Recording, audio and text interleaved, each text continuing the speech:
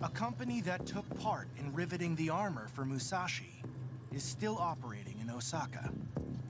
2 workers recreate the technique used at the time to join these 2 pieces of armor plate.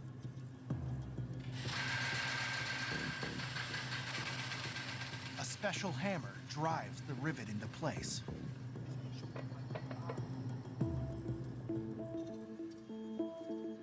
Japanese sailors assigned to Musashi had great confidence in the ship. They thought it was unsinkable, and that's because above deck they saw nothing but guns and firepower. But then below deck, they were aware that the ship had the thickest armor of any warship in the world. But the Japanese investigation team doesn't share the sailors' confidence. I think rivets were the problem. No matter how thick the armor plates were, they wouldn't last once the rivets came loose. Musashi's armor was attached at a slanting angle to deflect incoming shells. She was built to withstand artillery duels against other battleships. But instead, she was hit by torpedoes and aerial bombs, which weren't weapons she expected to face when she was designed. If a torpedo from an attacking aircraft struck a joint in the armor plate, it could cause rivets to fail and seawater to begin to seep in. So how did this apparent vulnerability to torpedo strikes go unnoticed?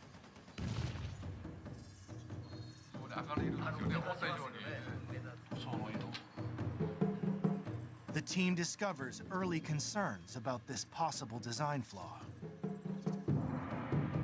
A former officer on Musashi, who earlier served on her sister ship Yamato, made this recording before he died. I heard from Yamato's crew that during a torpedo attack, although the armor remained intact, the rivets were blown off, and gradually, water started to leak in around the joints. It made me realize if we were hit by a lot of torpedoes, there would be more flooding, and that could be her weakest point.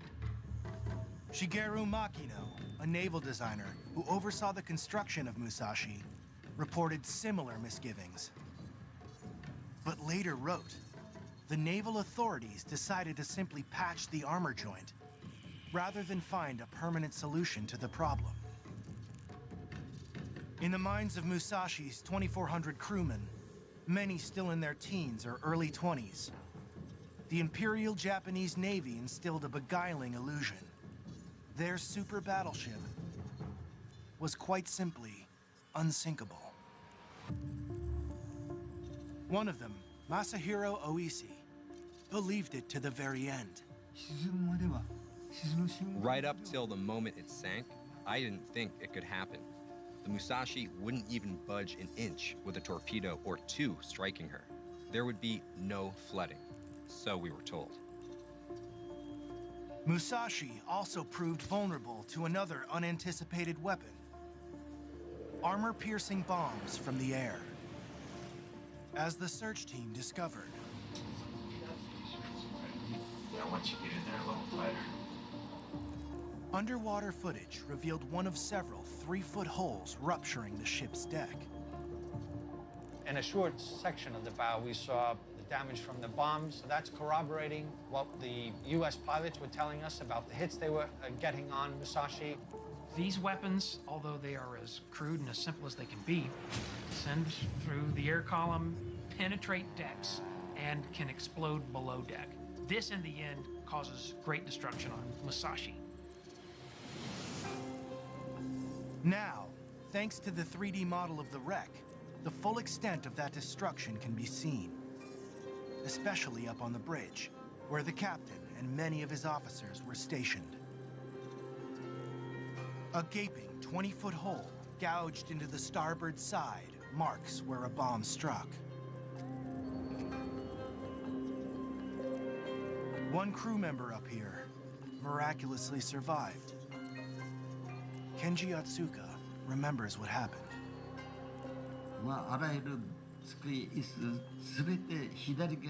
All the desks, chairs, everything flew to the port side. Bodies of those who were killed were piled up there too. The blast wave knocked us over, killing some. One man lost everything from his neck up, sitting in a chair about 10 feet from where I was. Just dead.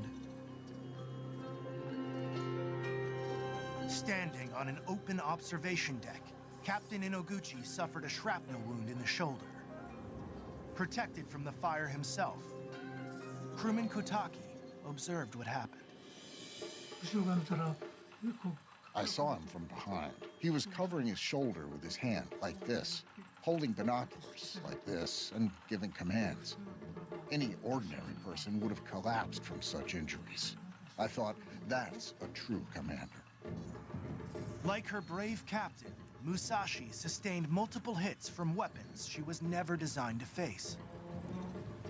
Incredibly, her unusual strength allowed her to go down in one piece, leaving one final question. What tore her to pieces as she sank? That's a 46-centimeter shell underneath there, right? When the search team originally discovered Musashi, The turret housing was blown away. they couldn't believe the wreckage was spread over such a wide area. A square kilometer, more than half a square mile. Most of the shipwrecks that I've done are in deeper water than this, and we're seeing debris fields of 300 meters, 400 meters. So to see one twice or three times that size is really telling me that not only are we dealing with a large ship, but a large ship that has been blown apart. How does a ship that left the surface intact now lie shattered over the ocean floor? The Japanese team is determined to find an answer to this final mystery of Musashi. I'm not sure if it came from a boiler or something else, but is it possible this damage was caused by steam exploding? One member doesn't think so. Masatake Yoshida has been studying explosives for over 30 years. He believes something else tore Musashi apart. I can't think of any explanation besides a gunpowder explosion. If an explosion like that occurred, her internal parts would have shattered into many pieces. But where did this massive explosion take place? One piece of debris in particular has caught Yoshida's attention. Although mangled almost beyond recognition, it's part of the magazine, holding the shells for one of Musashi's main guns.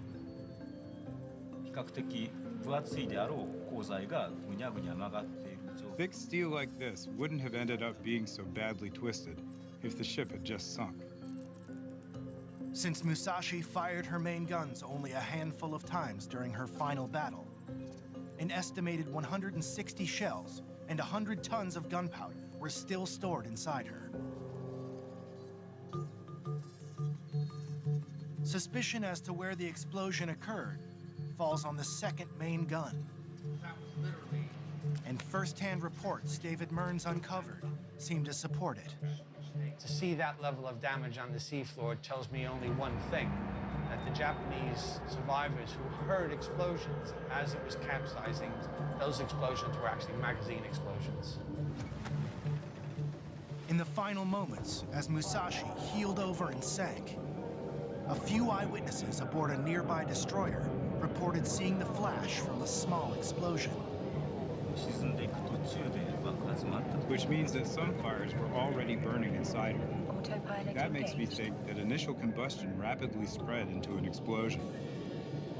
Gunpowder contains some oxygen, so even underwater where there's none, under the right conditions, a combustive explosion can occur. To test his hypothesis, Dr. Yoshida ran a computer simulation. It clearly shows a ship made of heavy steel would have suffered catastrophic damage from an explosion below her second main gun. The ship's core would have splintered into hundreds of small pieces, with only the bow and stern remaining relatively intact.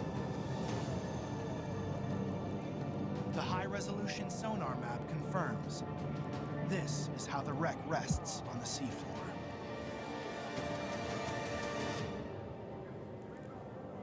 David Mearns believes other factors also contributed to the massive damage sustained by Musashi. We see that a large section of the bow was imploded. And we can look at the drawings and know that there's watertight compartments in there, and they've squeezed as the ship sank very quickly. As Musashi plummets to the bottom, a crushing pressure equivalent to the weight of a car bears down on every square inch. When it hits the seabed, it's hitting the seabed actually at very high speed, probably minimum of 15 knots, maybe as much as 25 knots. And there's impact damage. And all of this was evident in one section at the bow. Somewhere in Musashi's twisted remains lies her captain, Toshihira Inoguchi. He went down with his ship after handing over his final report.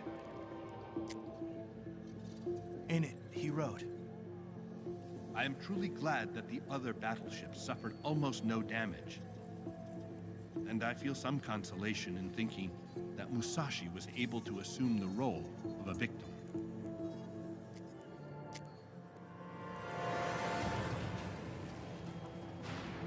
Musashi bore the brunt of the American air assault on October 24th, 1944, leaving most of Japan's center force unscathed, including the super battleship Yamato. Undetected, Admiral Kurita and his 20 remaining ships steamed through the night, Autopilot engaged. Autopilot heading for the disabled. American landing No site at waypoint Leyte set. to catch the defending force from 7th Fleet by surprise.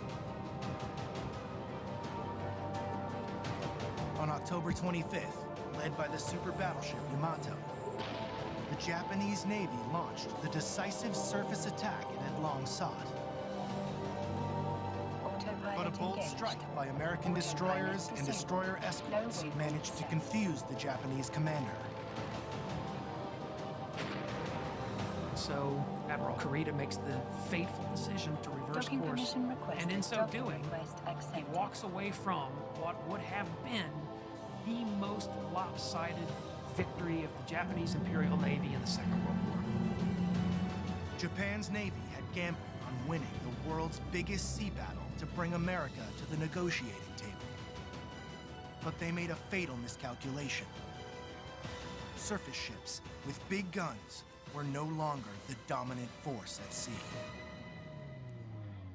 In the age of the battleships, the building and the loss of the Musashi is the end point. They weren't going to be defeated by another battleship, another great battleship, but by aircraft. And that's when the era of aircraft carriers took off.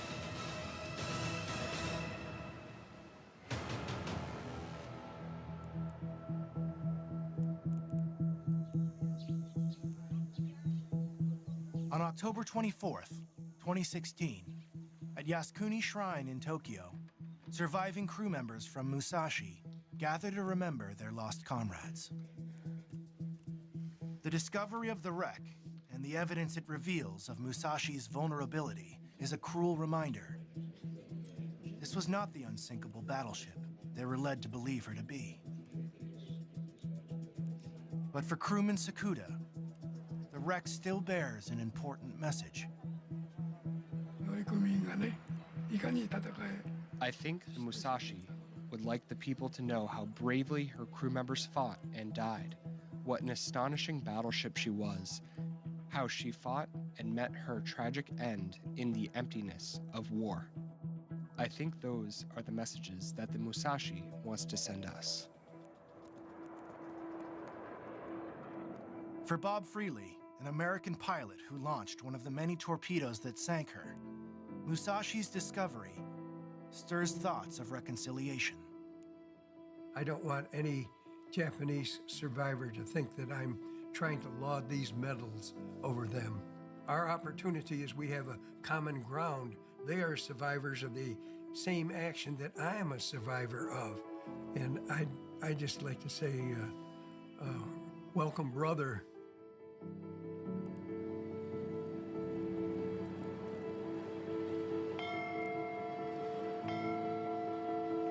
Going down of the sun, and in the morning, we will remember them.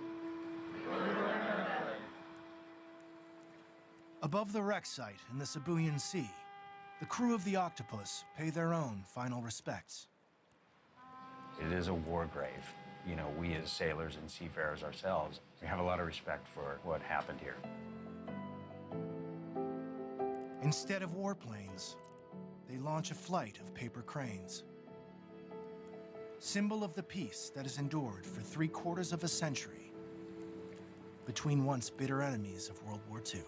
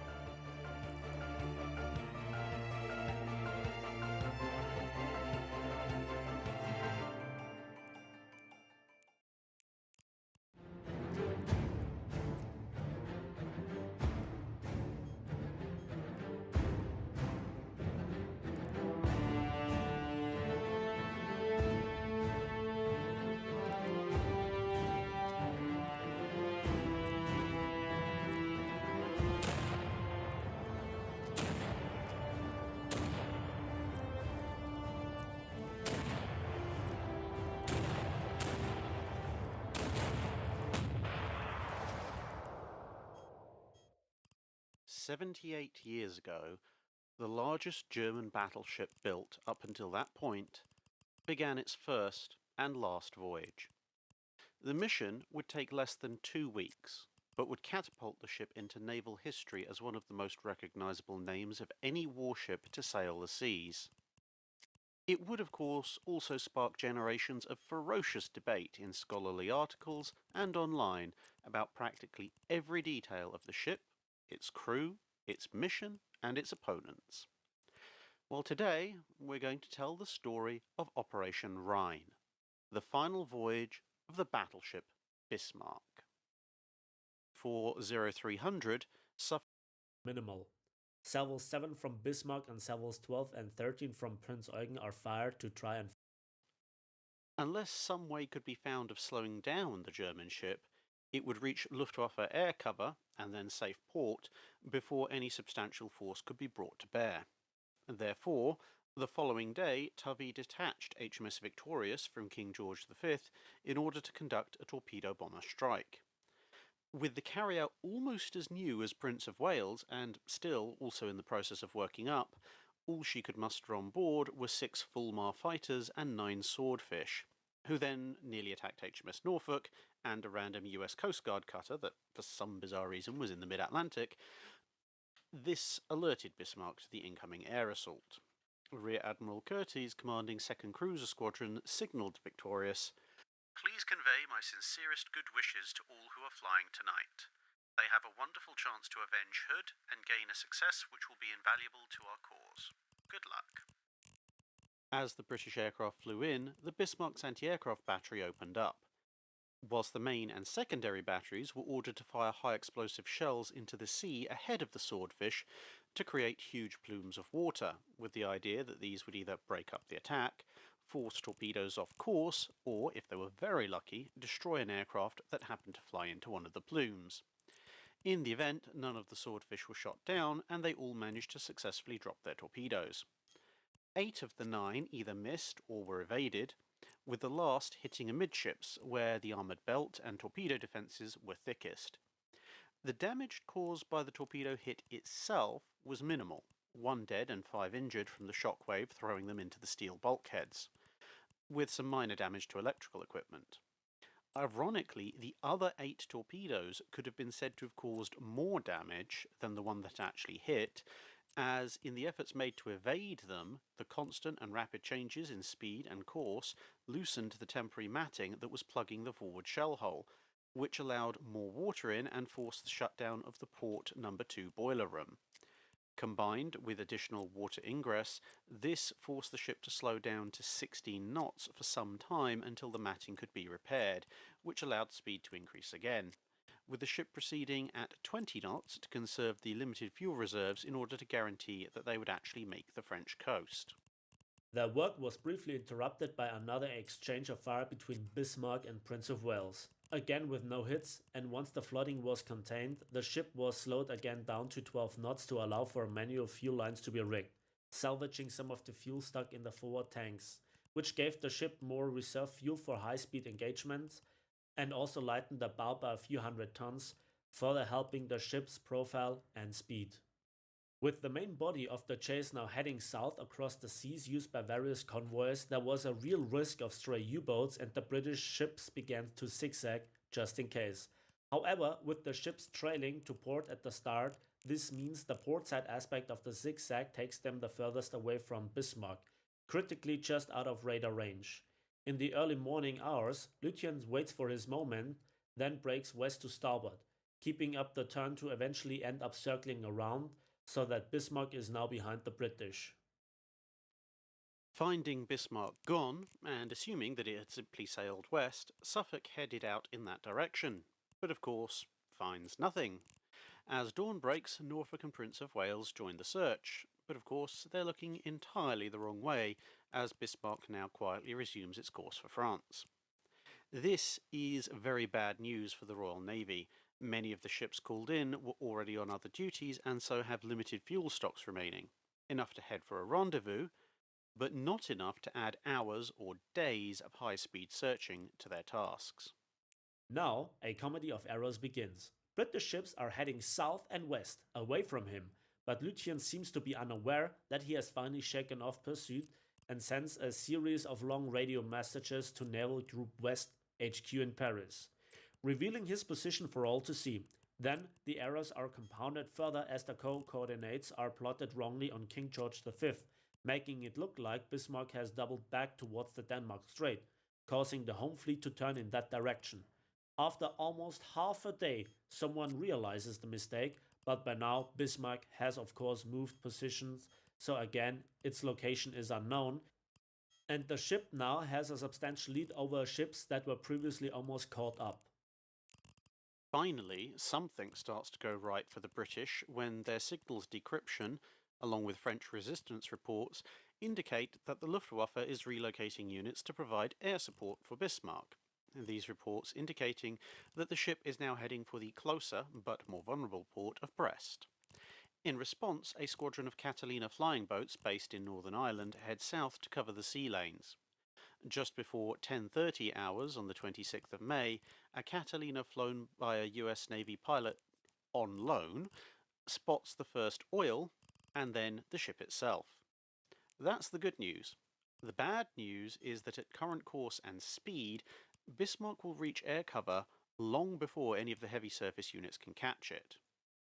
Wilhelm Wieck takes the opportunity to talk with some of the forward gunnery crew, who mention that during the main battery firing over the past few days, there are sometimes interruptions with the communication and data they're receiving from the ship's fire control centres that seem to coincide with the ship firing salvos. Unknown to the chatting crewmen, it's an artifact of certain data communications cables that are not protected by heavy armour, then being subject to the shock of the 15-inch gun blasts, much like the knocked-out forward radar set was. Victorious, Prince of Wales, Suffolk and Repulse are forced to break off due to low fuel. Nelson, Revenge and Ramillies are now far too far away. This leaves King George V, Rodney, Renown and Ark Royal as the only major vessels left in the game, with Ark Royal being the only ship actually capable of inflicting damage in time. Following the Catalina's reports, Ark Royal's own patrolling Swordfish confirmed the Germans' location, not more than 60 miles away from the carrier, and return for an immediate strike, whilst Admiral Somerville, commanding Force H, also orders HMS Sheffield to move forward to shadow the battleship. With a remarkably quick turnaround time, the Swordfish head back out, although the weather is not exactly pleasant for carrier operations, one pilot noting, "The wind was gusting over the deck at up to 50 knots, even though the ship had reduced speed to moderate the deck movement. The after end of the flight deck was pitching something like 50 feet up and down, and the waves were so high that even the 60-foot height from waterline to flight deck of Ark Royal was still sometimes taking it green over her bows. Renown's weather decks were continuously awash, and we couldn't see Sheffield through all the spume and spray. The aircraft, as their throttles were opened, instead of charging forward on a level deck, were at one moment climbing a slippery slope, the next plunging downhill towards the huge seas ahead and beyond. Some of them seemed to touch the wave tops as they fell off the bows. Others were nose up as they came unstuck. But thanks to the skill of our pilots, they all flew away safely. However, having not been warned of Sheffield's new orders, they dive in to attack the first big ship they spot, which is of course the Sheffield. This turns out not to be entirely a tragedy. Sheffield survives thanks to the new magnetic torpedo detonators malfunctioning hopelessly, and at the same time it points out that the weapons are incredibly faulty. An attack on Bismarck by this squadron would have actually been worse than useless, as it would have taken the pilots too long to get there and then come back to rearm for a follow-up strike with working weapons before it became too dark. Sheffield restrains her anti-aircraft gunners, with the captain and other members of the crew settling for hurling abuse and shaking fists at the aviators. Beating a hasty retreat and now working against the clock as daylight begins to fade, Ark Royal rushes to rearm its aircraft with torpedoes that use the conventional contact detonators, and at 1910 hours, the last chance to stop the Bismarck takes to the skies. This time, they are aware of the Sheffield, as Charles Friend, an observer in one of the Swordfish, observes. Making all of 50 knots with our full loads, we rumbled off in the right direction. We had sighted Sheffield below us before the subflight following Tim Cood's lead climbed into the low cloud. When we popped out through the top, there was not another aircraft in sight. Tony said, "Where, I ask, is the Bismarck?" "Don't know," I replied, "but I know where Sheffield is," and gave him a course to steer. Sure enough, we reached the shadowing cruiser as we came down through the cloud. We flew low past her, and I made "Where is target?" by Aldous lamp. "Enemy bears 185, distant 10 miles, came the helpful reply. Thus, using their erstwhile target as a marker point, and with the cruiser helpfully indicating "Bismarck this way" to anyone who was interested, the aircraft headed off in the right direction. Sheffield almost pays the price for this as she strays too close and Bismarck opens fire on the cruiser. Straddling the ship before the Swordfish swooping down give the crew somewhat more pressing concerns. 15 Swordfish make their attacks in the teeth of German anti-aircraft fire. Despite their aircraft being riddled with fragments and almost every one of the crew being injured in some way, the remarkably resilient Swordfish plough on. Terry Goddard is flying another of the Swordfish. I had estimated it would be 9 minutes to Bismarck, and just before 9 minutes, all around us is thundering noise. The whole aircraft shook as if there were a number of express trains roaring by us. We figured Bismarck had opened fire on us. In actual fact, she had opened fire on Sheffield, but we had found her, so down we went. Ice was peeling off the wings, and I couldn't see a bloody thing. The altimeter is spinning, spinning and spinning, and we break into the clear at about 600 feet, and there's Bismarck on our starboard bow. She was a fire-spitting monster. Everything was coming at us, and she was illuminated. Awesome. This ship was just magnificent. She looked exactly like a battleship should. I mean, scary and everything, but just a beautiful ship. Once the attack has started, it's all about the pilot. The observer and the air gunner, well, we just stand by and get really excited watching what's going on. You're not thinking you're going to be killed, you're thinking you're going to hit this thing and that's it. The more you turn the aircraft around, the more chance they get to hit you, so we just went straight in. We got as low on the deck as we could and went straight. The Bismarck was on our port side and she just got bigger and bigger. The flak is bursting over our head, well, above us. The small arms fire is pretty well all around us and hitting us every once in a while. But we get in to drop the torpedo, do a quick turn away. Looking back, shortly after the turn, I see a large black and white explosion on the Bismarck. It's high and wide. Obviously, it is a torpedo hit. There's no other aircraft near us, so there's no doubt that it was the torpedo that we had just dropped. I tell Stan, and he grunts. He's busy doing various manoeuvres on the deck. I give a message to the air gunner that we have scored a hit. Milliner thought he'd seen something too. Right after the attack, the shooting stopped. We were in the clear. The last aircraft to arrive is the one with Charles' friend on board. She, that's the Bismarck, seemed to be in the middle of a slow turn to port as Tony put us into a shallow dive. He aimed carefully and dropped at about 800 yards from her port side. Bismarck turned violently away as the whole ship exploded in a flash of guns firing at us, as we did the best we could in weaving and jinking. I saw a column of water rise amidships on her side. The rear gunner, Pimlott, was firing his Vickers machine gun at the now distant Germans. Great splashes spurted up around us. I said, "You ought to steer toward the splashes. They'll overcorrect and miss us." "Bugger that," Tony answered, and forged on at about 100 knots, and we were soon out of range untouched. Returning to Ark Royal, we flew low past Sheffield, giving her a thumbs up. At the debrief, we were discovered that we were not the only string bag to lose touch in the cloud. Our whole subflight had lost the leader. Tim Cood's leading subflight, with another aircraft from further back, had attacked first.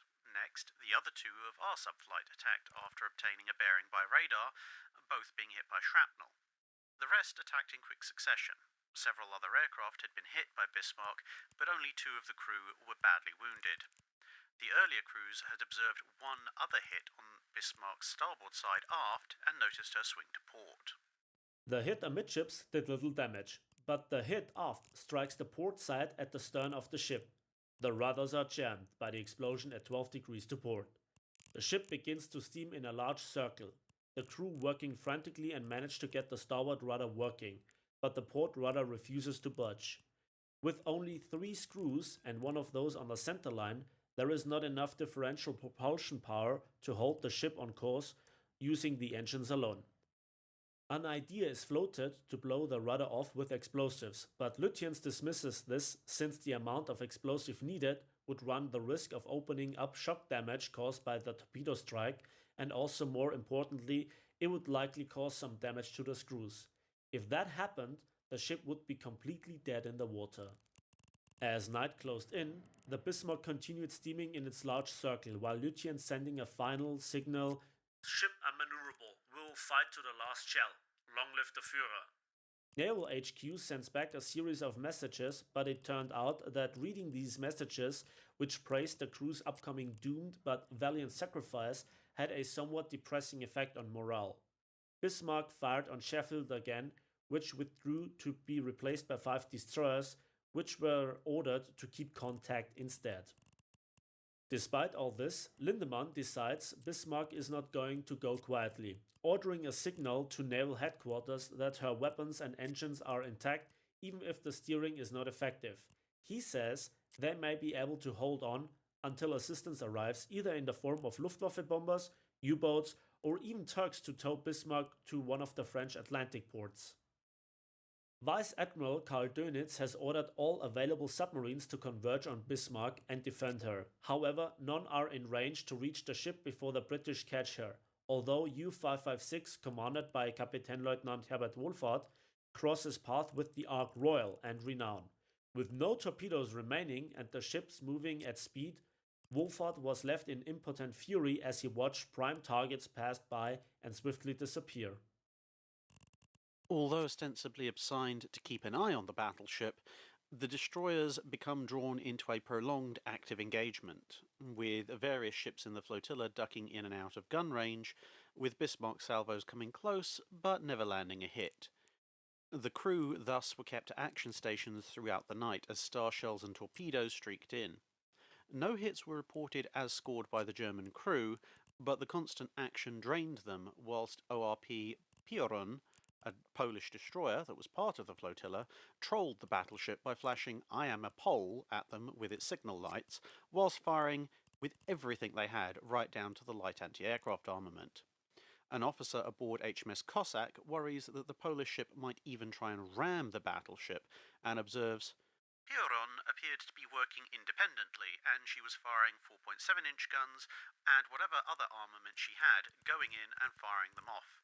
They did daft things like that. They'd fight anybody.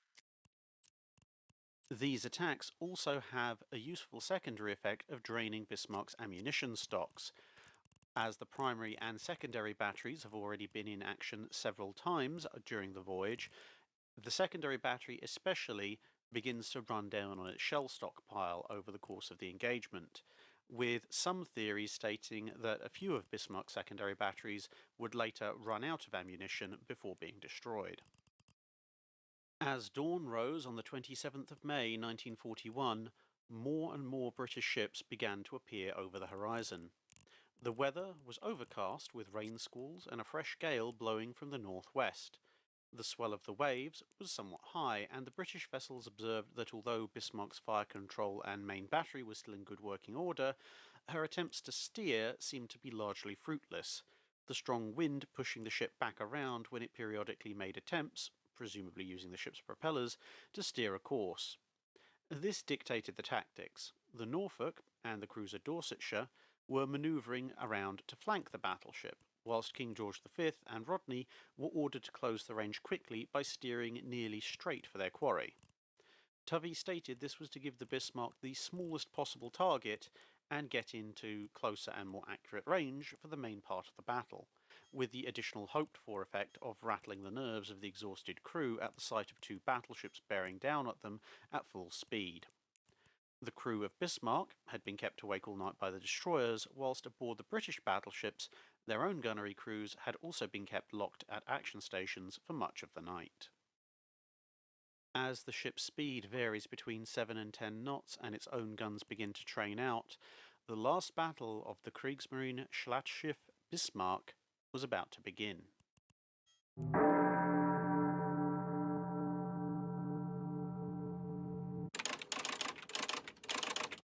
0708 hours, 27th of May 1941. Admiral Tovey uses signal lights to send his tactical instructions and intentions to Captain Dalrymple Hamilton aboard the Rodney. Am changing course to look for enemy. Keep station 1200 yards or more as you desire and adjust your bearings. If I do not like the first setup, I may break off the engagement at once. Are you ready to engage? Rodney acknowledges and surges forward, the engineers asking one last great effort from their straining engines. 0710. At German High Command, a signal comes from Admiral Lütjens indicating that he wants his war logs picked up by a U-boat, as earlier attempts to launch one of the Arado float planes on this mission has failed, due to damage on one of the catapults caused days earlier in the Denmark Strait by one of Prince of Wales' shells. The nearest submarine is U-556, which is ordered to make a rendezvous, but her fuel reserves are too low. Instead, U-47, commanded by Kapitän Leutnant Eitel Friedrich Kentrath, receives orders to proceed. 0847. HMS Rodney opens fire at a range of about 22,000 yards. Although much older than King George V, the issues that had plagued her 16-inch guns in her early years were mostly solved by now, and her all-forward turret layout allows her to bring her entire battery to bear at closer bearings than the newer Home Fleet flagship, although at the moment she's only firing with the forward two turrets. 1 minute later, King George V opens up with its own forward turrets. 0849. Bismarck's first salvo in reply is fired, aimed at Rodney, using only turrets Anton and Bruno, the forward turrets, since the rear turrets Caesar and Dora could not be brought forward enough. Some steering was evidently still possible as Bismarck begins to turn to starboard, presumably to bring the rear turrets into action. The British initially start a gentle turn to keep out of the arc of the rear turrets, but Bismarck's course alters back to port, and instead Rodney begins its own turn to unmask its rear sea turret. King George V heads the other way as the British battleships split up. 0854. HMS Norfolk joins in the action with her 8-inch guns, whilst Bismarck's second salvo straddles HMS Rodney. Some splinter and shock damage jams one of Rodney's underwater torpedo tubes. As the shells plunge in, a young officer aboard King George V watches the sea around Rodney erupt.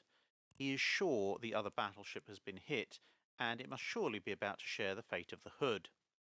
Instead, the long silhouette of the battleship emerges from amidst collapsing, shrapnel-laced geysers, its guns snarling 16-inch replies at the German battleship. Aboard Rodney, the lack of German shell hits is attributed to the ship's captain, who is observed to be making minor course corrections each time a salvo lands, often with the next German barrage landing roughly where the ship would have been if not for that slight alteration in direction. 0900. Bismarck switches fire to King George V as the range closes. The secondary batteries on all three battleships now begin to come into play, and aboard the Bismarck, several officers are keeping themselves busy trying to work out which shells are coming and which are going. The air is so thick with artillery that spotting the supersonic projectiles is actually becoming very easy. 0902 to 0912. Reports in this 10-minute period are quite confused as to what the precise order of events is, with different survivors and differing ships' logs all presenting the same events in slightly different orders. But what is clear is that in very quick succession, the Bismarck takes a series of devastating hits. A 16-inch shell from Rodney lands squarely on the forward superstructure. The shell explodes, shredding the main fire control director along with several hundred men who were sheltering at the base of the bridge tower, as well as wiping out the bridge and almost certainly everyone on it, including Admiral Lütjens and Captain Lindemann. Splinters from this hit also sever most of the fire control communication cables, leaving only the rear fire control station at the other end of the ship as the only one with the ability to seriously direct the ship's remaining guns, and this station is only able to communicate with the rear turrets. Another shell, some reports say from the same salvo, others claim fired shortly thereafter, is visually tracked by crewmen on HMS Rodney all the way to the front face of turret Bruno, where there is a flash of impact and moments later a colossal explosion as the several hundred-ton armor plate that makes up the back of the turret exits stage right at high speed. The force of the blast apparently also disables turret Anton, which in any case now has no way of receiving fire control data from outside the turret. In the middle of all this, HMS Dorsetshire joins in the action and a 5.9-inch secondary turret on Bismarck explodes from a hit of unknown origin. 0913. 4th Artillery Officer Kapitänleutnant Müllenheim-Rechberg has taken up responsibility for the main battery and directed 4 salvos from the aft guns against the King George V. But just as he feels he has the range, his station is knocked out by a 14-inch shell from his target. A heavy shell has torn the entire rangefinder array clean away, leaving only a hole in the cupola roof. A meter or so lower and the crew would have been gone as well. Turrets Caesar and Dora then direct their fire individually against HMS Rodney, who begins firing speculative torpedoes as well as unleashing every gun aboard that has the range. 0919. Bismarck is rapidly becoming a burning funeral pyre as repeated 16-inch, 14-inch, 8-inch, 6-inch and 5.25-inch shells hammer home. Fires are everywhere. Jets of steam from ruptured lines are observed, and thick black smoke billows from a number of ragged tears in the ship. 0921. Turret Dora is put out of action as one of its own shells detonates prematurely inside the right-hand barrel. 0925. Bismarck starts to show a distinct list to port even as a heavy caliber shell tears off a large chunk of the remaining superstructure. Rodney and King George V are now circling their prey at point-blank range, with gunnery officers on Rodney observing 16-inch armor-piercing shells punching clean through the ship and into the sea beyond.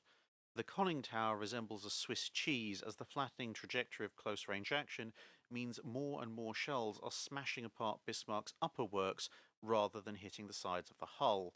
But with the list increasing, there's obviously been some damage done underwater as well. 0927.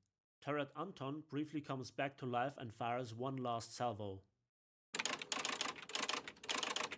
0930. From the gunnery director's position aboard HMS Rodney, a strange sequence of events is observed aboard Bismarck. One particular fella stood on top of B turret on Bismarck waving his arms in semaphore. I saw this through my porthole and told the gunnery officer, Lieutenant Commander Crawford, and he says, I don't want to know about any signal now.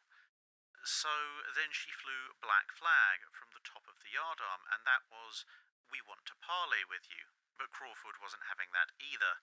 So then she started blinking with her semaphore with her Morse lamps on the yardarm, 4 lamps at a time, and he said, I don't want to know, don't report any more of that. And so she was for it. Then we saw this fella semaphoring too, and just at that moment, a 16-inch shell hit the turret underneath him, and he just froze there. That was very sad, but it was her or us. At the time, the Bismarck's colours are flying, while some of her guns are still firing. Those attempting to surrender may have been taking unilateral action, as they are in parts of the ship that have been most vulnerable, most damaged, and communication throughout the ship is patchy and heavily disrupted, so they likely have no word from the surviving senior command officers. 0931. Tum Caesar fires its last salvo before taking several hits and being knocked out. Deep below, a rescue team tries to free sailors trapped in an ammunition magazine, but when raging fires threaten to trigger an explosion, the order is given to flood the space. Everybody within it is drowned, but it buys some time for the rest of the crew. What is left of the forward superstructure vanishes into a rising column of fire as flames begin to spread. A shell plunges into this inferno, and moments later, the main mast is seen to be toppling into the sea. 0940. The main battery has been silent for some time, but a handful of secondary guns are still active. Von Müllenheim-Rechberg is telephoning through the ship to see who is in command, but can get nothing but dead lines, and men telling him they are evacuating their posts and fire or smoke overwhelm them. 0945. Bismarck is nothing but floating wreckage, but nobody strikes her ensign, the internationally recognized signal for surrender. Really, at this point the flames and flying debris are so intense it's unlikely anyone could, even if they wanted to. There is also no feasible way for the British to capture her. They expect Luftwaffe bombers at any moment, and U-boats are thought to be nearby. So the British ships continue pouring in shell fire. The range is so short that the shells are leaving shockwaves on the water as they streak in and hit the side of the ship. Turret Anton is blown apart by a direct hit. Rodney's gunnery officer decides to fire all 9 of his ship's 16-inch guns at once rather than in staggered salvos, a somewhat dangerous proposition as the shock could damage the ship beyond the cosmetic injuries they've already inflicted on themselves.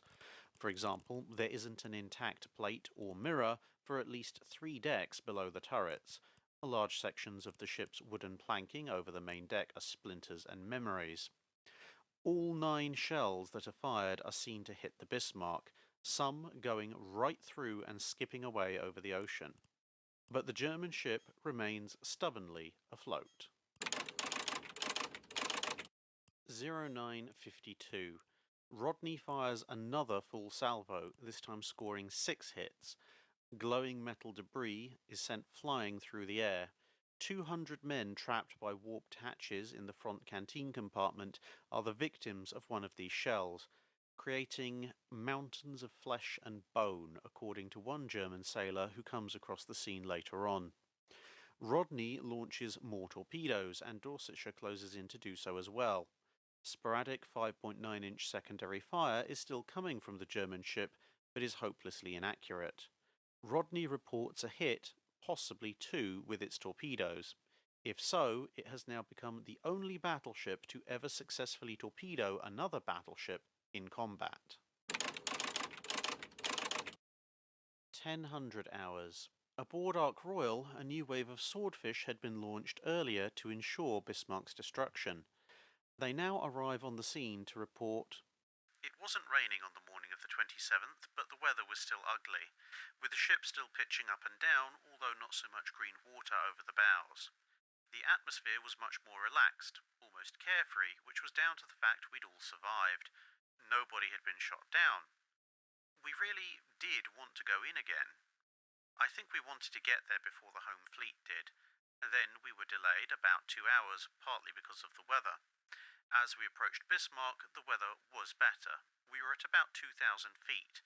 Bismarck was surrounded by battleships, cruisers, and destroyers. She was being mercilessly pounded. Her A turret was gone, and the after turrets were still firing. She was steaming about at about 7 knots, if that. The bridge was gone. There was just a big black hole billowing black smoke. She was a mess, and the gunfire was just ceaseless. Fearing these might be enemy planes, King George V's anti-aircraft gunners open fire on the Swordfish, but miss. Hoping they can make a contribution to putting Bismarck under, the Swordfish circle overhead, but are ordered to stay away. We asked permission to attack and were told no, we couldn't attack, that we should stay away. Now, why do you suppose that was? Well, there was no way the Fleet Aeron with its torpedoes was going to sink the Bismarck. Tovey was going to sink the Bismarck with guns. No aircraft was going to do it. It was really irritating, cruising around with a bunch of torpedoes still hung up and not being allowed to attack. The subsequent reason given was they didn't want us to be subjected to gunfire. There was no bloody reason the home fleet couldn't have stopped firing for a minute while we went in and attacked.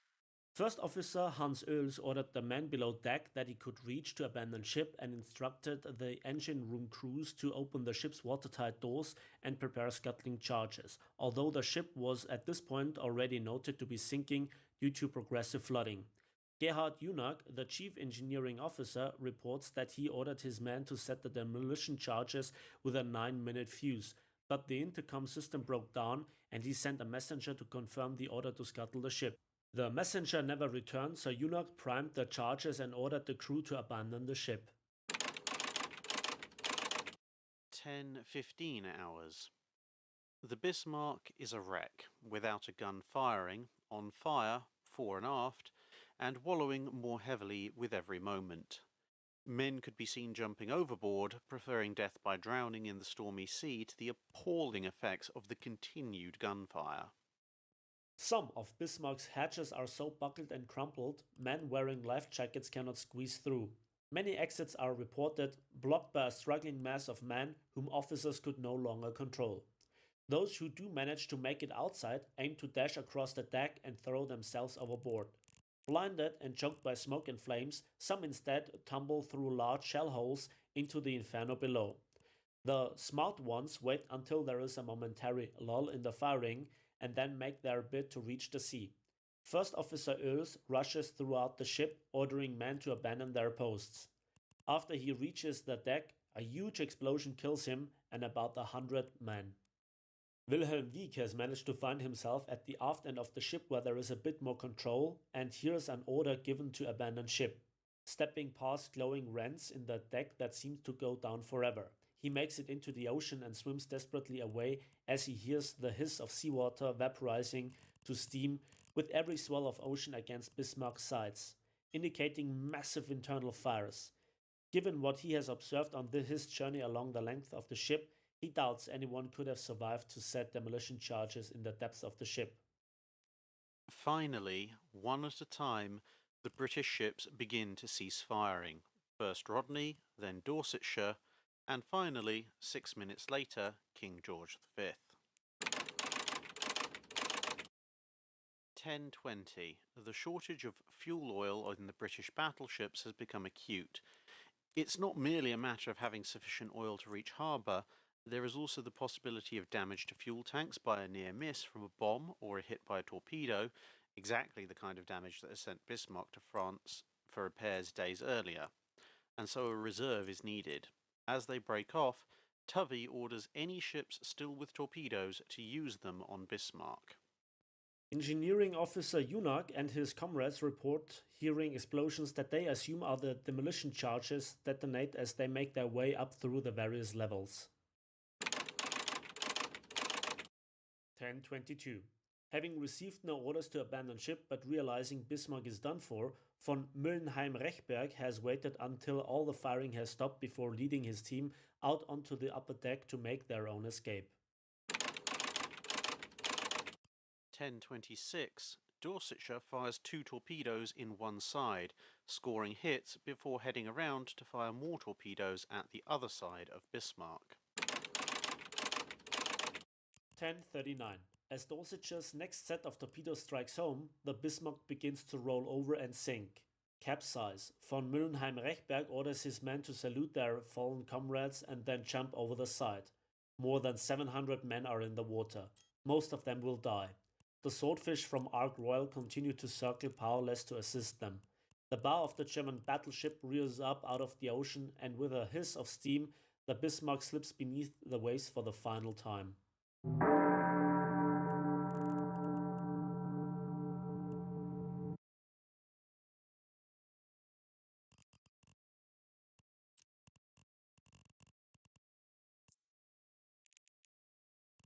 In the aftermath, some survivors who see HMS Dorsetshire closing to rescue survivors believe it is there to finish off anyone still alive. One member of the crew, Otto Peters, was washed off Bismarck's upper deck as the ship went down. The second wave took me out of the Bismarck. I tried to get away from the ship as quickly as possible, and it was raining and stormy. But anyway, one tries to live. I tried to swim to this ship, and I could see it very clear. The Union Jack, so it must be a British ship. And I thought, now they are going to kill us in the water. Coming closer to the ship, I saw they had ropes down, and so I thought to myself, now they are going to pick us up. Some German sailors, either misinformed or indoctrinated to believe the enemy will kill them rather than provide rescue, unfortunately swim away from Dorsetshire, while one officer shoots himself with a pistol. One of the men aboard Dorsetshire reports, "We received a signal from the Admiral to collect survivors. We did it because they were seamen doing their job of work and we had done our job, which was to sink the Bismarck. We weren't far from Bismarck, extremely close in fact, and scrambling nets and various bits of equipment were made ready to help get survivors aboard. There was no question at all in our minds that they were sailors who wanted saving. Well, of course, a county-class cruiser has got a lot of freeboard, so they needed quite a lot of assistance in getting up there. I saw quite a few of the Germans being pulled out of the water, but most of my time was spent delivering messages quickly and then back up to the bridge. A 10,000-ton cruiser like Dorsetshire has no anti-submarine detecting equipment and is a tempting target if you happen to be a U-boat. The first thing on Captain Martin's mind was the safety of his own ship, and there was a warning from one of the lookouts on the bridge that they'd seen what was possibly some evidence, a sort of haze, of a submarine in the area. The captain turned around to me and ordered me to go and see the commander on the quarterdeck to tell him to throw all available rafts over the side. He would be getting underway immediately to clear the area, and that is what happened, although we were still able to pick up what survivors we could. I've seen bits in library books, and someone's actually underlined and made a comment saying we left German survivors in the water, deliberately stopped picking them up. Captain Martin could not afford to risk his ship, and the Germans understood that. There were 750 men under Captain Martin's own crew that were very much on his mind. It is likely that what they spotted was U-boat U-74, arriving to pick up the war logs of Admiral LULZ. Some sign of her was spotted by a lookout on Dorsetshire, which would sadly condemn many survivors to a slow death in the freezing waters of the Atlantic. Other U-boats arriving later and searching for survivors would find only wreckage and corpses. Those saved by Dorsetshire included Lieutenant von Müllenheim-Rechberg. During the time the British cruiser was stopped, one of her own midshipmen jumped over the side to help wounded Germans scramble up the ship's tall sides. Another officer accounts, "The captain gave him quite a good talking to. Of course, as Dorsetshire had to leave, he risked being left behind. Captain Martin told him quite bluntly he shouldn't have done it. He'd been trying to rescue a German who was badly injured and help him get out of the water, and fortunately he was able to get back on board before we left." U-74 would surface and pull 3 of the battleship's men from the sea, whilst the weather ship Sachsenwald also saved 2 of Bismarck's sailors. The destroyer HMS Maori picked up a further 25. Along with Dorsetshire haul of 86, that made 116 men out of Bismarck's 2,365 strong complement. One of the survivors aboard Dorsetshire died of his wounds and was buried at sea with full honours, although not with a Nazi flag, but rather the German naval ensign. However, out at sea, Wilhelm Wieck still had a lot of suffering to go through before he could reach safety. Our group was soon scattered by the ocean swells. The day was dawning to an end. The British ships disappeared on the horizon, in all directions. As far as the eye could see were pieces of floating debris. When night fell, only Hermann, who had worked in the engine room, and I were left, together in the water. The sea got rougher and the waves surged higher. Suddenly I realized that I had lost Hermann. There wasn't a sign of him anywhere. I panicked. I was cold and frightened. We had been trained to be ready to die for the fatherland, but at that moment the idea of dying a hero's death did not appeal to me at all. I wanted to live, even alone in the middle of a heaving, hostile black ocean. A stream of memories flooded my mind. I recalled my childhood in Recklinghausen, a coal mining town in North Rhine-Westphalia. I thought of my dear father, who was a miner, and of my mother, my sister, and my 3 brothers. When war broke out, I was enrolled in the Navy in Goldenhaven, where my military training started. When I embarked on the Bismarck, I was the only son left in the family. One of my brothers died from sickness, another one lost his life in the mine, and yet another was killed during the invasion of Poland. The cold brought me back to reality. There I was in the middle of the ocean. I felt a sudden urge to pray, for I did not want to die. Overwhelmed with a fear and aching all over, I remembered that my grandmother had taught me the Lord's Prayer. It was the only prayer I knew, and I repeated it incessantly during the night. As the hours passed, my fear subsided and calm came over me. When at long last day dawned, I was completely exhausted. The sea got rougher and I started vomiting. Then, overcome with fatigue, I began to doze and eventually went off to sleep. Another day dragged by with alternating periods of wakefulness and sleep. Then the second night set in. By then I was suffering severe thirst, my limbs were stiff from the cold, and I started getting cramps. I thought that the night would never end. Dawn broke at last, bringing a third day. I fell into a semi-coma, losing all notion of time. And in that state, I just made out the sound of an engine before I lost consciousness. He was found 75 miles away from the point where Bismarck had gone down. In total, the 4 British ships had fired more than 2,800 shells at Bismarck and scored more than 400 hits. Junak, who had abandoned the ship by the time it capsized, observed no underwater damage to the ship's starboard side. Von Mullenheim-Rechberg reported the same, but assumed that the port side, which was then underwater, and was the side that had been engaged by the majority of the battleship's fire, had been more significantly damaged. In the end, it is impossible to say with certainty exactly what was the final blow to Bismarck, but it is clear that the ship was going down, albeit slowly, before the order for scuttling was given or the final torpedoes fired. Survivors' accounts also differ significantly depending on where they were in the ship during the battle.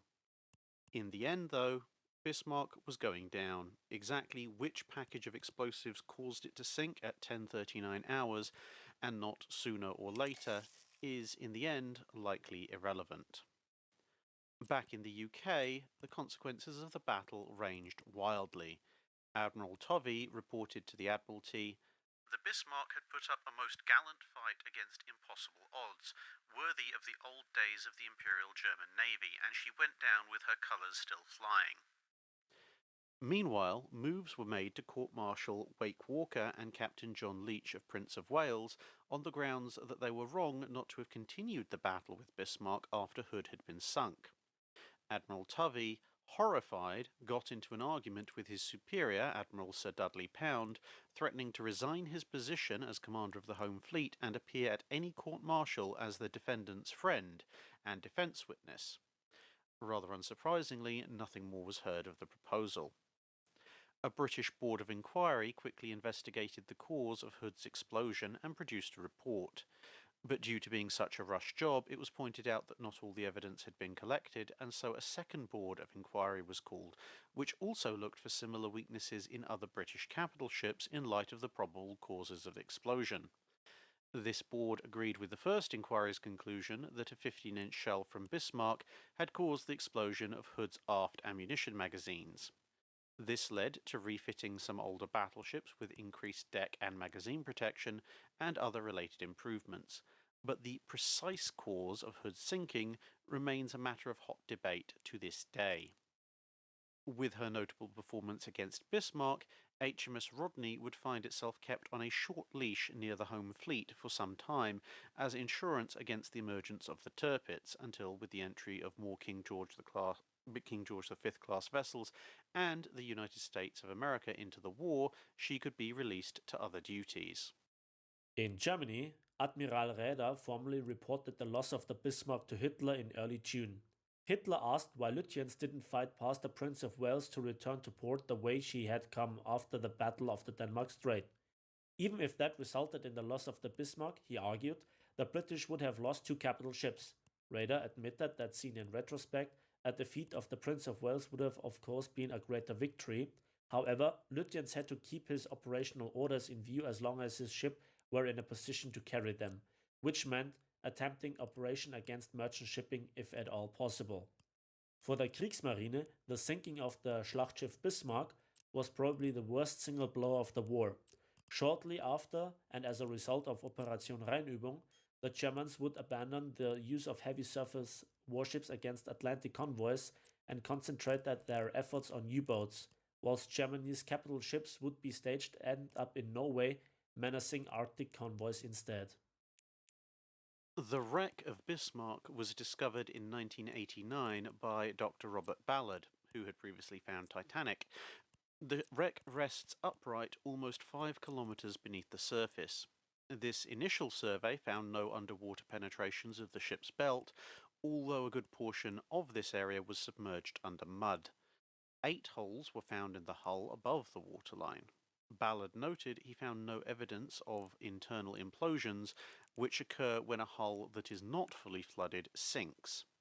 Whilst this suggests that Bismarck's compartments were flooded when the ship sank, it does not in fact provide direct support to either scuttling or gunfire theories, as there were plenty of holes in the ship that were repeatedly submerged before the ship went down, in addition to the various torpedo hits. So comprehensive flooding could have come from one, the other, or both sources. The whole of the stern has broken away roughly where the Swordfish torpedo hit, raising questions of possible structural failures, which was a recurring issue in the sterns of a number of large German warships of the World War II period.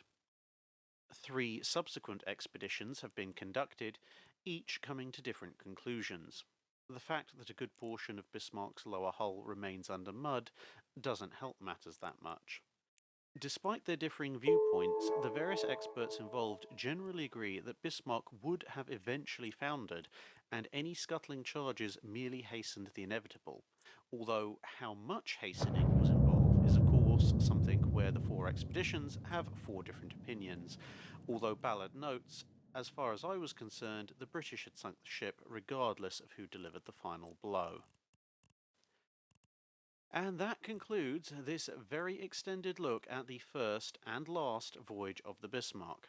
Look out in the next few weeks for further specials on Bismarck's design and construction, as well as an in-depth look on the possible causes for the sinking of the Hood.